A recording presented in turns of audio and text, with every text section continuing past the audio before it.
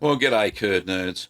I'm Gavin Webber, and welcome to Ask the Cheeseman, where I sit here in the chair of cheesy wisdom and answer all of your home cheese-making questions. Well, St. Rain asks about pasta filata cheeses, specifically Asadero. Now, I don't know if it's a man or a woman. Anyway, they ask, citric acid helps stretch. Mozzarella won't stretch with calcium chloride. Why does this cheese stretch? Well, the starter culture that I added to the Asadero creates acidity by converting the lactose in the milk into lactic acid. So when the pH of the curd reaches between 5.2 and 5.8, a pH of that, it has a natural tendency to become stretchy when it's heated to 70 to 75 degrees Celsius. Therefore, you can then begin to stretch it like a proper pasta filata cheese, which it has become. So all pasta filata cheeses have this tendency. So basically all you have to do is get the pH of your curd down to that range, 5.2 to 4.8, and stretch it at that temperature, and you have a pasta filata cheese, just like the Asadero that I made. Anyway, thanks for your question, St. Rain. So the next question is from Bernard Smith. I think it's extra from a couple of episodes ago. A question about your cheese press. You use a compression spring? Okay.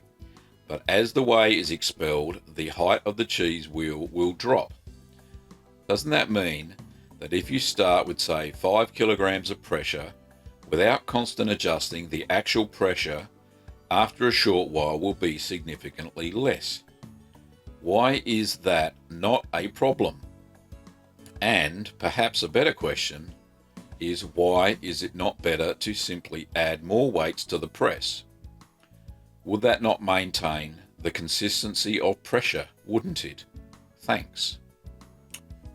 Well, Bernard, yes, that's a damn good observation.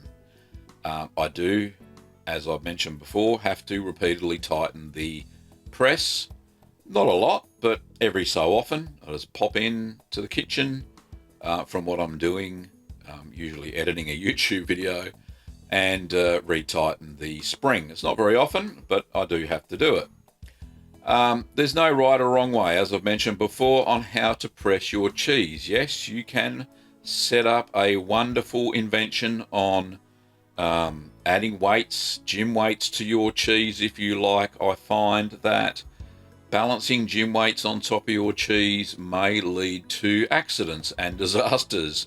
I can imagine putting 22 kilos of gym weights on top of your cheese.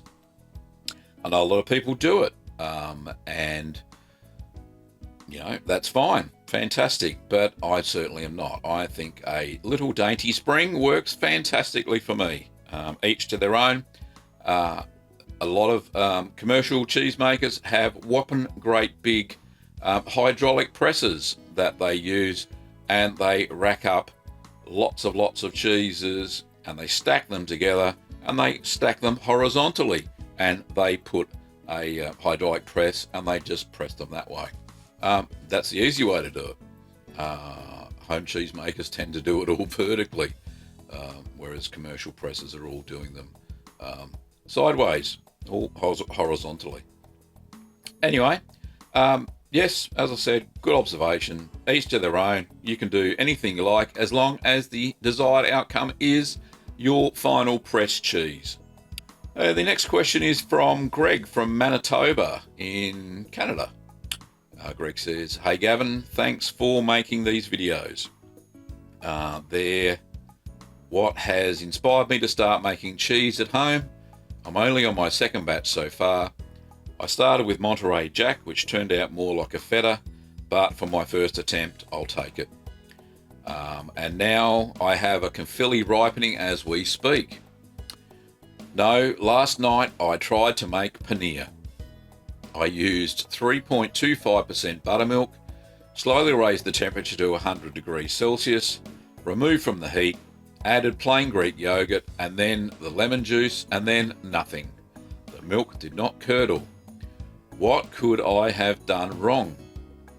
I've had similar problems when I've tried to make ricotta too. If I had any hair, I'd be pulling it out. Greg. Okay. So, sorry about your hair there, Greg.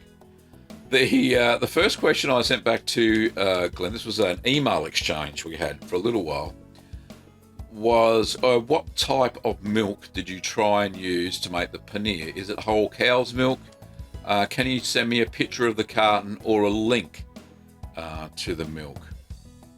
Because he mentioned buttermilk. I wasn't sure whether he meant real milk, or I know there's buttermilk on the market. Anyway, so Greg sent me back the picture. It was definitely buttermilk. So I replied back, Greg, I found your issue. You cannot make cheese from just buttermilk. It has already been cultured and it is made from milk. However, you can use buttermilk as a mesophilic starter culture for other cheeses, and you can inoculate the milk using buttermilk when making semi-hard cheeses, but you need a fair bit of it. What you do need to use is to grab some either organic milk or some regular milk, and I sent him some links from the same page that he sent me, so he had some milk he could work with over there. Anyway, I got a fantastic email back. So the email said, and he said, very excited, he said, thanks so much. I used regular 3.25 whole milk yesterday, and it turned out. And he sent some pictures. So here's the picture of the paneer that he made, and here's the picture of the curry that he put it in. And Greg says, thanks again. No, thanks, Greg. It's really good seeing these follow-up pictures. They really make my mouth water. Very yummy. The patron of the week is Sam Meadows. Thanks for your support, Sam. If you'd like to support the channel so I can make new and interesting cheeses and cheese-related content, then please support me via Patreon. If you like this video, then please give it a thumbs up. If you like the channel, then don't forget to subscribe and hit that bell to be reminded when I release each and every cheesy video. Thanks for watching, Curd Nerds, and I'll see you next week.